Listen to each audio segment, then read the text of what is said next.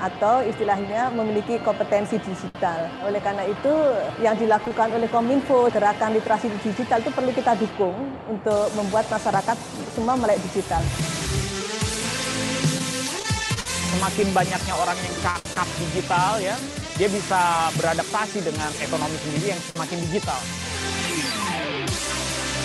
Pengalaman pertama yang benar-benar membuat aku terbuka dengan event-event seperti ini, dan banyak banget insight-insight baru yang kita dapetin, pembelajaran-pembelajaran yang mungkin kalian tidak dapatkan selama kuliah atau di sekolah.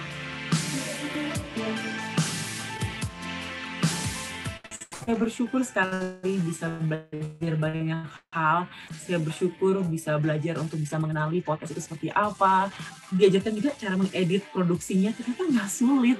Thank you so much Berkreasi.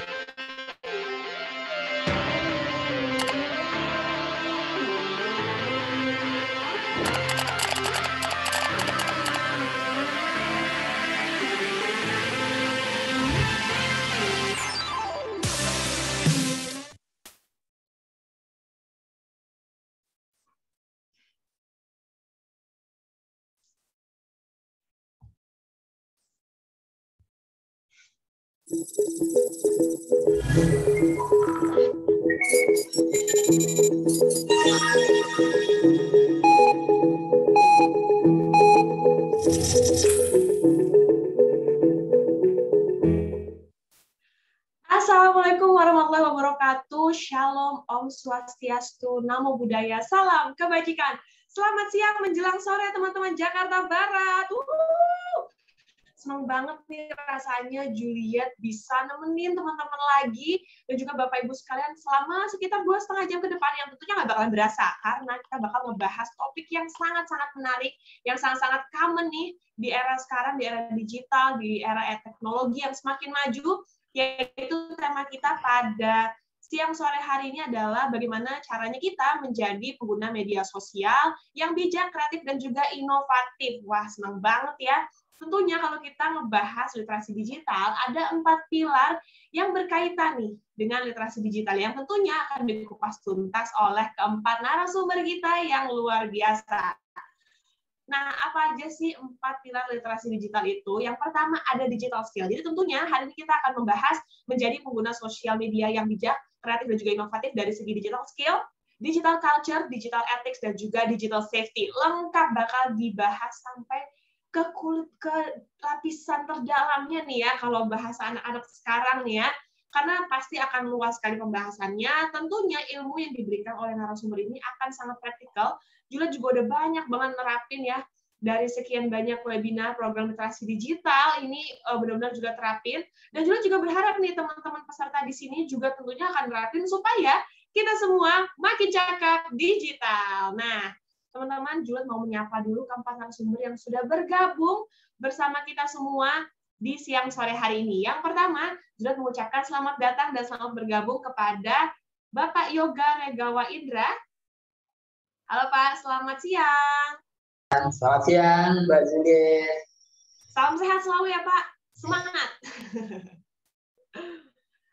Ya, dan berikutnya selamat siang dan selamat bergabung kepada Bapak Arif Hidayatullah. Selamat siang Bapak Arif, saya ingat banget Bapak Arif udah join room ini, join Zoom meeting ini itu dari jam 2 siang, jam 2-an, saya ingat banget ya. Siap. Luar biasa, terima kasih banyak ya Bapak Arif, ketepatan waktunya saya sangat mengapresiasi sekali. Dan selamat datang dan selamat bergabung juga kepada Bapak Asep Kambali. Halo Bapak Asep Kambali, halo. Selamat siang, salam sehat selalu. Mbak Juliet, panggil saya Kang Asep aja Mbak Juliet. Oke, siap, Kang Asep. Saya dari Bandung, tapi tinggal di Jakarta. Siap. Udah di note, Kang Asep manggilnya ya. Ya, makasih. Biar lebih muda gitu pembawaannya iya ya. Iya dong. Betul sekali. Oke, Kang Asep, siap. Salam kenal ya untuk para pembicara nih, semuanya. Dan juga selamat datang dan selamat bergabung kepada Mbak Rizky Ayu Febriana dari Kaizen Room. Halo Mbak Rizky Ayu. Aku panggilnya apa nih anaknya nih? Mbak boleh. Hai Kak. Mbak Rizky, Mbak Ayu, ya. Atau Mbak Rizky Ayu dipanggilnya? Mbak Rizky boleh. Oke Mbak Rizky. Nanti kita akan nanti Juliet akan kasih gilirannya nih ya untuk para narasumber menyampaikan materi. Tapi sebelumnya Juliet mau ngasih tahu dulu nih tata tertib kegiatan pada siang sore hari ini supaya acara pada siang sore hari ini berjalan dengan lancar tanpa hambatan apapun. Baik, yang pertama langsung aja peserta diharapkan untuk mematikan mikrofon, terutama saat narasumber sedang menyampaikan materi supaya tidak noise dan tidak mengganggu konsentrasi dari peserta yang lain. Dan yang kedua, seluruh peserta diharapkan untuk on cam supaya acara ini bisa lebih interaktif. Jadi kan kita enak nih bisa saling bertatap muka kayak juga sama narasumber nih kan, saling on cam, jadi kita bisa saling bertatap muka walaupun ketemunya secara virtual. Dan juga yang ketiga, seluruh peserta tentunya diperbolehkan untuk bertanya di kolom komentar atau di kolom chat yang sudah disediakan dengan format sebagai berikut: nama, pertanyaan ditujukan kepada siapa, dan juga nomor telepon yang terhubung dengan aplikasi OVO. Karena nantinya akan ada 5 penanya terpilih yang akan mendapatkan saldo OVO masing-masing sebesar Rp100.000. Dan yang terakhir, ini yang paling penting yang harus di-note juga sama kita semua, dilarang untuk berkomentar yang negatif atau provokatif di kolom komentar. Supaya kita menjadikan acara ini tentunya acara yang positif dan juga edukatif, supaya kita semua makin cakap digital. Baik nih, kalau bertanya dapat hadiah saldo OVO. Nah, caranya gimana nih selain bertanya untuk mendapatkan hadiah? Caranya gampang banget, teman-teman tinggal follow @siberkreasi dan juga follow @siberkreasi.dki_Banten. Dan jangan lupa upload keseruan pada siang sore hari ini. Mau mungkin capture narasumbernya saat menyampaikan materi, boleh. Mau capture Juliet juga boleh. Mau capture materi narasumber juga boleh, nanti di-upload di media sosial tentunya dengan caption yang positif, edukatif, dan jangan memberikan komentar-komentar yang negatif yang nantinya akan menjadi opini publik yang negatif juga. Kan nggak enak ya, nanti nggak makin cakap digital dong namanya. Dan nanti akan ada 15 orang yang terpilih yang nantinya akan mendapatkan saldo OVO sebesar Rp100.000. Jadi gampang banget ya. Kita senang banget nih siang sore hari ini, walaupun mungkin cuacanya di luar kayaknya agak-agak hujan gimana.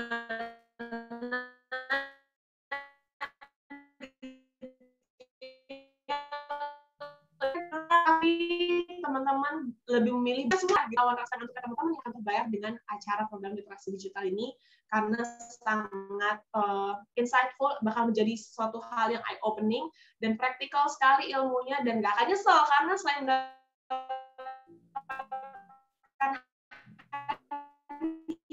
akan mendapat sertifikat di link yang sudah diberikan oleh panitia di kolom chat.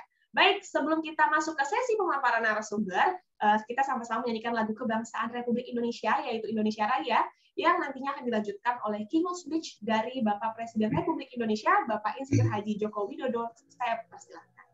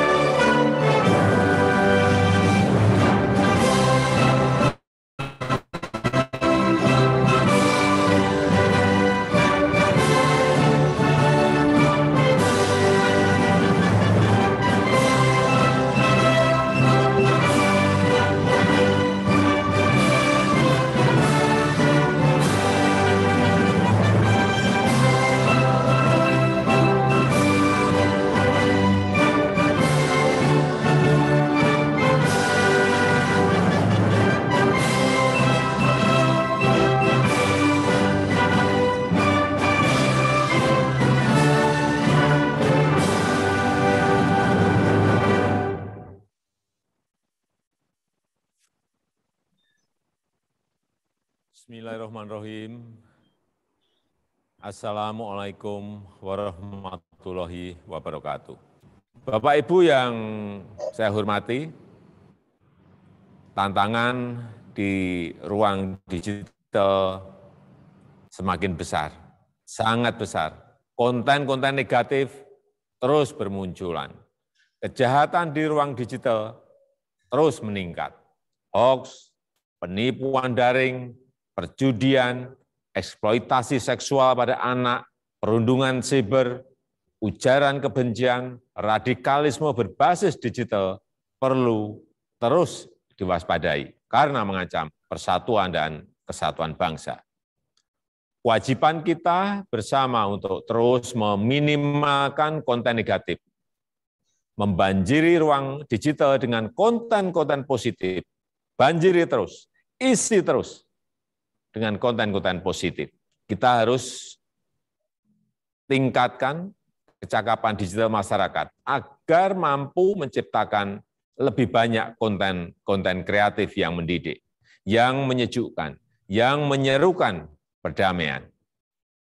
Internet harus mampu meningkatkan produktivitas masyarakat, membuat UMKM naik kelas, perbanyak UMKM onboarding ke platform e-commerce, sehingga internet bisa memberi nilai tambah ekonomi bagi seluruh lapisan masyarakat. Hadirin sekalian, literasi digital adalah kerja besar.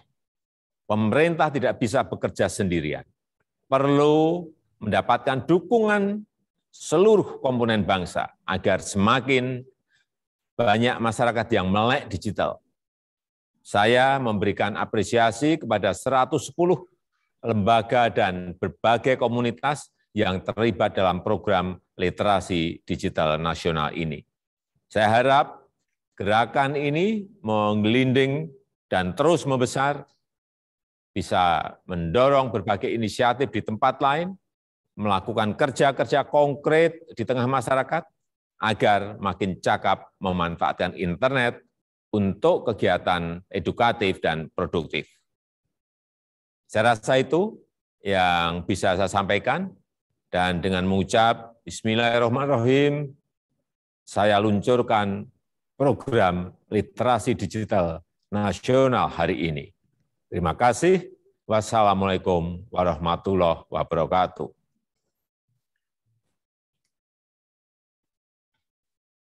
Baik, terima kasih Bapak Joko Widodo atas keynote speech yang luar biasa. Nah, teman-teman boleh di-note juga nih. Kalau tadi kan kata Pak Jokowi, sekarang internet kita tuh penuh dengan konten-konten negatif. Nah, makanya dengan adanya program literasi digital nasional ini diharapkan teman-teman makin cakap digital dan juga bisa menggunakan sosial media dengan baik dan menghasilkan konten-konten yang positif. Karena tentunya pemerintah tidak akan sukses melakukan program literasi digital tanpa dukungan dari teman-teman sekalian.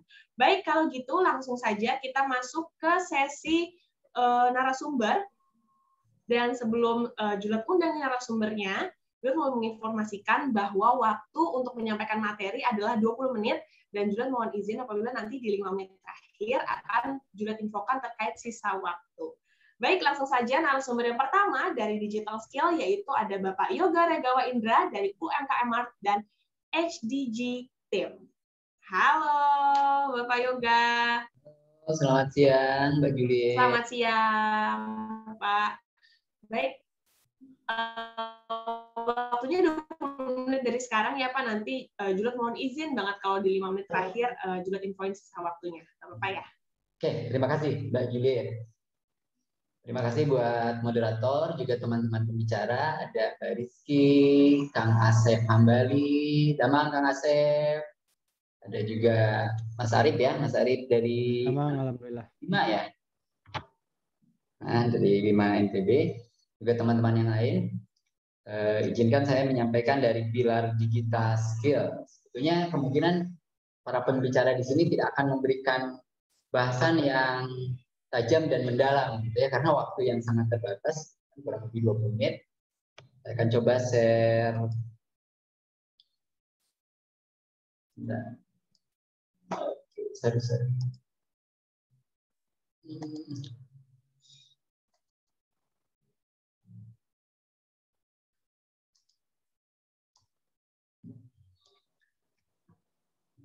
Pada siang hari ini kebetulan udah menjelang asar ya. Pada posisi yang mungkin teman-teman mengantuk ya. Kurang beda dengan jam pagi ya. Jam pagi biasanya agak masih fit ya. Ini saya mengambil judul bijak, kreatif, dan inovatif di media.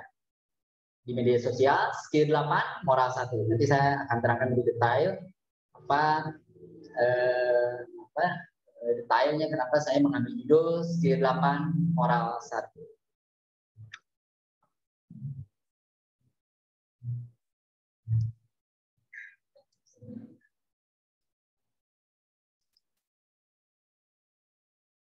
Sebetulnya seperti kita ketahui, bangsa kita itu terkenalnya adalah bangsa yang ramah, bangsa dengan budaya gotong royong yang luar biasa ya. Ketika kita kecil, trademark atau yang selalu didengung-dengungkan telinga kita, bangsa kita adalah bangsa yang ramah dan jiwa gotong royongnya luar biasa. Tapi beberapa waktu yang lalu kita dinobatkan juga jadi bangsa yang paling tidak sopan se-Asia Tenggara di sosial media. Ini kontradiktif ya. Kenapa di dunia nyata kita yang murah senyum, di dunia nyata kita yang baik hati, gotong royong, tiba-tiba di dunia maya berbeda. Mungkin saya bukan membahas budaya, berfokus di sisi skill ya. Tapi ada budaya-budaya bangsa kita yang memang budaya yang saat ini mewabah di antara golongan muda dan golongan tua. Kalau saya memang agak tangguh nih, usia kelahiran 80 ini saya antara ngerasain bagaimana zaman dulu kita main galasodor, orang Bandung paling terang galasodor, sondah dan sebagainya, sekarang berhadapan dengan Mobile Legends, main COC dan lain-lain. Jadi ada lompatan teknologi yang sangat luar biasa. Mayoritas rakyat kita, mayoritas saudara-saudara kita di sosial media ini lebih suka sensasi dibanding prestasi. Jadi kalau kita bercerita atau berbagi tentang ilmu, biasanya antuknya akan cepat, agnanya akan cepat, pusingnya akan cepat. Nah, biasanya sensasi ini lebih cepat viral dan terkenal dibanding prestasi. Nah, ini yang membuat mungkin mayoritas teman kita mengambil shortcut, mengambil jalan pintas. Bagaimana caranya dia bisa terkenal, bagaimana caranya dia bisa dikenal, bagaimana caranya daya jangkaunya tinggi, interaksinya bagus, komennya banyak. Akhirnya mereka mengandalkan 4 M. Yang pertama ada modal nekat, yang kedua manajemen konflik, yang ketiga modal hoax. Maaf saya ketinggian kalau ada suara. Yang keempat modal clickbait. Ini banyak dilakukan, misalnya ada artis yang berantem dengan artis lainnya tanpa tahu apa yang berantemin, ya itu berbaginya luar biasa, komennya banyak, berbaginya luar biasa, orang nonton, orang berantem, saling maki-maki itu menjadi sesuatu yang asik buat ditonton. Menurut banyak orang saat ini, karena kan tingkat daya jangkaunya jadi bagus, interaksinya bagus. Manajemen konflik itu laku saat ini. Bagaimana orang menggunakan konten-konten yang memancing orang untuk berdebat, memancing orang untuk saling mengkritik. Nah, sayangnya di kita tidak ada copywriting atau pelatihan bagaimana mengkritik atau berdebat dengan asik. Bagaimana ada copywriting itu fokus di bagaimana cara menjual. Workshop copywriting menjual, tidak ada workshop copywriting memaki dan mengkritik. Ibarat saat Anda mengkritik pasangan misalnya, pasangan bajunya kuning, kurang cantik, biasanya kita bilang, nah kamu lebih cantik kalau pakai biru. Nah itu mungkin kedengarannya lebih enak. Kalau mengkritik di depan orang banyak, di depan publik, terus langsung menyerang, jangankan kata-katanya kurang enak, kata-katanya nyaman saja ketika di depan publik, kadang orang tidak bisa menerima. Tidak semua orang menerima ya, karena kritik yang membangun itu mungkin itu hanya sebatas kata di telinga kita. Yang lainnya modal hoax. Kalau hoax ini mungkin teman-teman sudah paham ya, bagaimana hoax berkembang atau ramai banget di sosial media. Selanjutnya kita membuat judul yang bombastis, judul yang sangat menarik, judul yang bikin orang penasaran, juga dijadikan bahan untuk viral dan terkenal.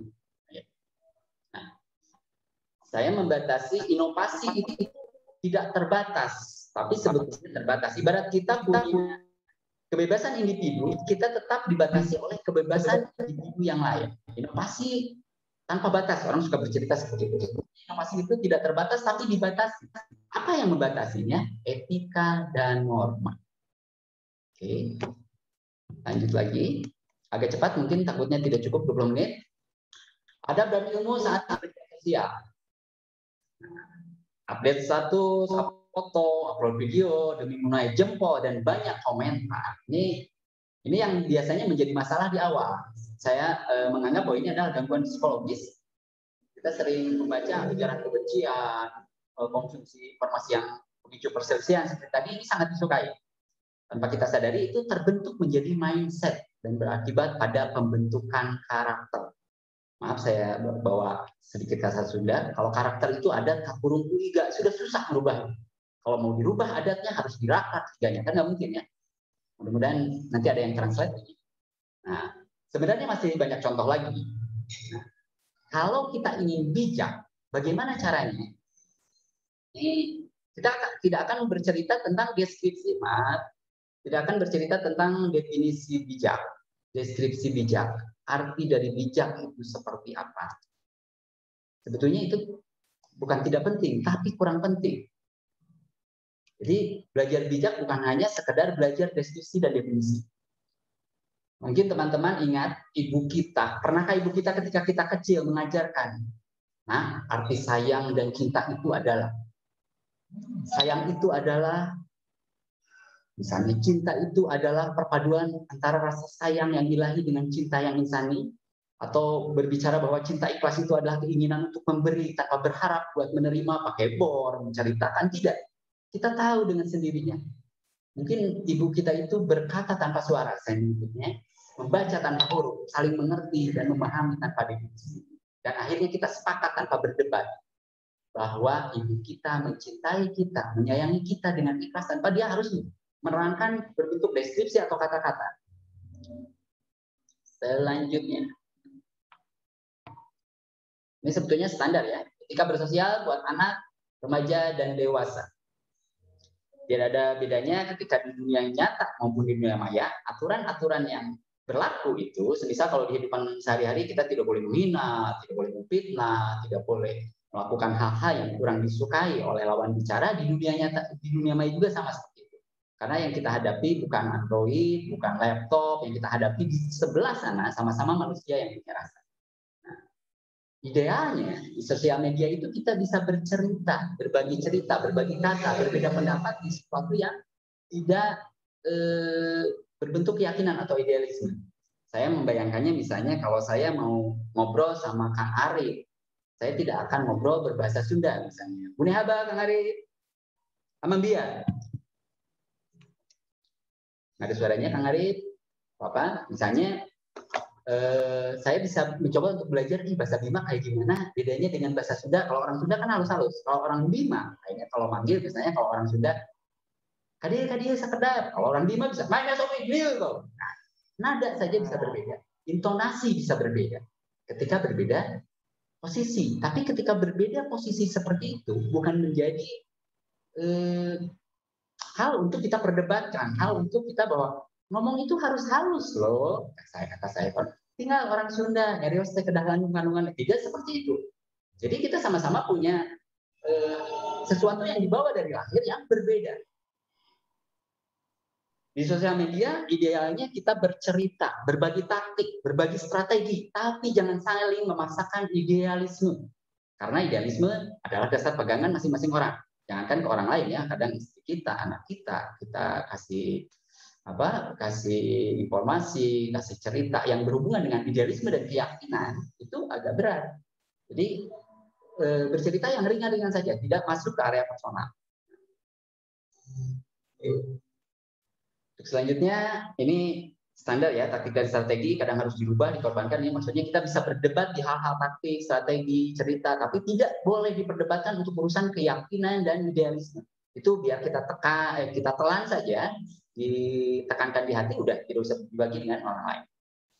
Selanjutnya ada clue, jangan karena dolar atau ingin viral jadi lupa moral.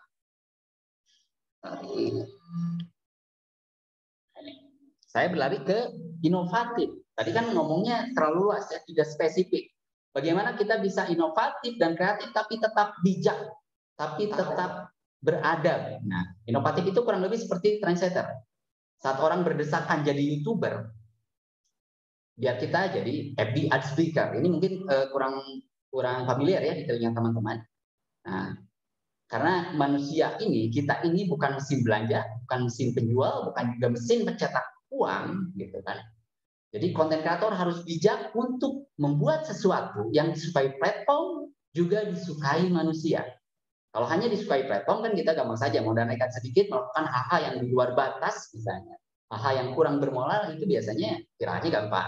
Nah, tapi bagaimana caranya kita menjadi kreatif dan inovatif tapi tetap bijak? Makanya hobi ML adalah syarat untuk inovasi. Di tengah kerasnya persaingan bisnis, internet, hobi ML atau Maclean jadi pelopor, menjadi seseorang yang berpikiran beda, menjadi seseorang yang tidak gampang terbawa arus. Ini merupakan persyaratan yang tidak tertulis. Sebagai contoh tadi sudah saya bahas, kalau mau jadi YouTuber itu udah bukan ratusan, bukan puluhan, bukan puluhan ribu, mungkin ada ratusan ribu orang berdesak-desakan ingin menjadi YouTuber. Kalau kita hanya punya konten seadanya, misalnya kalau punya sesuatu yang mirip-mirip dengan orang lain, persaingannya agak berat. Nah, ini yang membuat saya yang hanya punya skill pas-pasan, lucu tidak, keren tidak, mau bercerita sesuatu yang berguna juga, konten saya terbatas. Tapi untuk ada kesempatan untuk berbicara, kita yang dari Garut ya, Kabupaten Garut Jawa Barat, berbicara, menyampaikan sesuatu di sini, biasanya saya rekam, saya uploadnya tidak di YouTube. Saya upload di halaman Facebook. Nah, itu Facebook Adbreaker ya, dari video juga bisa mendapatkan. Ini kurang lebih hasilnya seperti ini ya, kurang lebih untuk sebagai pemula, YouTuber pemula kayaknya agak berat, tapi kalau di Facebook masih cukup kesempatan untuk kita berinovasi, mencoba, itu masih cukup luas karena pemainnya tidak terlalu banyak. Nah, jadi cari sesuatu yang berbeda, karena berbeda kadang lebih menggoda, tapi jangan melanggar etika. Oke, kita lanjut. Kalau kita tidak bisa menjadi trendsetter, kebingungan, sebetulnya ATM amati, teliti, modifikasi, bagaimana kita kreatif saat mengintip. Kalau tidak bisa jadi topol, saja melakukan upgrade dari tren yang ada sebelumnya. Kita bisa membuat sesuatu tanpa meramu dari awal, tapi mengembangkan formula sebelumnya yang kurang sukses di pasaran. Karena misalnya ada sambal yang terkenal, sambal Cibiuk, itu hanya formula atau campuran dari gula merah, ada garam, ada cabai bendot, dan lain sebagainya, sehingga tercipta rasa yang baru, nuansa yang baru. Kita tidak menciptakan cabai, bukan menciptakan, tapi hanya mengkolaborasi. Jadi kita harus sadar dewi kita di mana, apakah kita ahli memasak, apakah kita jago bercerita, bersilat lidah, berpencak kata, atau kita jago menulis, bersilat jempol, berbincang jari, atau kita ahli foto, ahli acting, lucu-lucuan, gitu. Atau kita tidak bisa apa-apa, tapi kita cuma bisa ngomong atau menulis. Nah, menulislah sesuatu yang bermanfaat, ngomonglah sesuatu yang bermanfaat. Jangan mencari shortcut untuk mendapatkan sesuatu, mendapatkan viral atau dolar dengan cara melupakan moral. Seperti itu. Nah, ini uploadan saya dari awal diberi kesempatan untuk berbicara di sini. Itu untuk berbagi-bagi upload. Saya mudah-mudahan moderator bisa mengingatkan kalau 5 menit lagi. Ya, 5 menit lagi, Mas, betul. Oke. Moral nomor 1, skill nomor 8. Ini di judul tadi. Kenapa? Jadi sebetulnya moral itu nomor 1. Karena untuk merubah adat, merubah karakter itu butuh tenaga yang jauh lebih besar dibanding meningkatkan skill. Tidak sulit meningkatkan skill. Kita bisa berbagi ilmu dengan senior, berbagi ilmu dengan junior. Anak-anak muda sekarang jauh lebih keren lah untuk masalah inovasi dan kreativitas. Memposting sesuatu di tempat yang tepat, pada saat yang tepat, dan orang yang tepat, tapi tetap harus bijak, ini bisa membuat kita produktif, menghasilkan sesuatu, tapi tetap aman, tetap postingan-postingan kita bijak. Karena lawannya tidak terlalu banyak. Jadi kita harus lihat celah mana yang lebih kompetitornya tidak terlalu berat. Tadi kreativitas tanpa batas saya sudah terangkan. Bijak menggunakan akal beriringan dengan budi. Selalu menggunakan akal budinya. Bagaimana kita bermedia sosial bisa saling berbalas budi, bukan saling ngakalin satu sama lain. Ini terakhir ya, saya kasih clue terakhir. Orang yang bersosial media itu bisa orang sehat, orang sakit, orang waras, atau orang gila. Dari parpol sampai grup tari, pendeta sampai ulama ekstrim dan fundamentalis apapun pandangannya. Dari menteri sampai petani, bahkan kalau setan bisa tiktokan dan malah ikat ingin komentar, sebetulnya sah-sah saja. Hasil siapa saja. Dialog bebas, boleh menyanyi meskipun suaranya sumba, boleh protes asal objektif, boleh marah asal tidak dendam, koridornya sederhana, etika, kemesraan, kebangsaan. Anda boleh inovatif, Anda boleh kreatif, Anda boleh keren, membuat sesuatu, tapi tetap etika dan moral harus tetap nomor 1. Biarlah skill di nomor 8. Kurang lebih seperti itu. Terima kasih kepada Mbak Juliet. Saya izin untuk stop share. Maafkan atas segala kekurangannya. Buat teman-teman semua, silakan saya kembalikan ke Mbak Moderator, Mbak Juliet. Wassalamualaikum warahmatullahi wabarakatuh. Waalaikumsalam warahmatullahi wabarakatuh. Terima kasih Bapak Yoga atas pemaparannya yang sangat luar biasa terkait digital skill. Saya setuju banget ya. Maksudnya mungkin dalam pembahasan kita yang pada siang sore hari ini adalah tentang menjadi pengguna sosial media yang bijak, kreatif, dan inovatif. Skill boleh di nomor keberapa, yang penting etikanya dulu deh ya. Etikanya dulu, karena kalau punya skill tapi nggak punya etika juga nanti bisa jadi bumerang untuk diri sendiri sebagai creator. Dan juga tadi saya setuju banget sama Pak Yoga soal make lead ya. Jadi tapi karena kita tahu viewersnya banyak kok kalau bikin konten kayak gini, ya tapi kan melanggar etika sebenarnya. Jadi jangan diikutin. Lebih baik kita cari value diri kita. Tadi Pak Yoga sempat bilang cari value diri kita karena pasti ada either hobi kita atau kita sukanya apa, kita ahlinya di mana, ya itu aja yang kita kembangin, itu aja yang kita publish, dan platformnya juga harus benar. Kayak tadi Pak Yoga ngupload soal acara ini di Facebook gitu, karena mungkin kalau di YouTube kependem sama video-video orang gitu kan, jadi cuma nggak ada yang lihat. Mendingan kita tahu platform mana yang harus kita unggah nih video kita. Baik, kalau gitu Pak Yoga, thank you so much. Nanti kita akan ngobrol lagi di sesi tanya-jawab, karena tadi juga udah ada yang nanya nih. Langsung aja kalau gitu ke narasumber yang kedua, kita akan ngobrol-ngobrol soal digital ethics. Langsung saja, Juliet invite Bapak Arif Hidayatullah, Ilkom MSI. Halo Bapak Arif. Halo, selamat sore. Assalamualaikum warahmatullahi wabarakatuh. Waalaikumsalam warahmatullahi wabarakatuh. Bapak waktunya 20 menit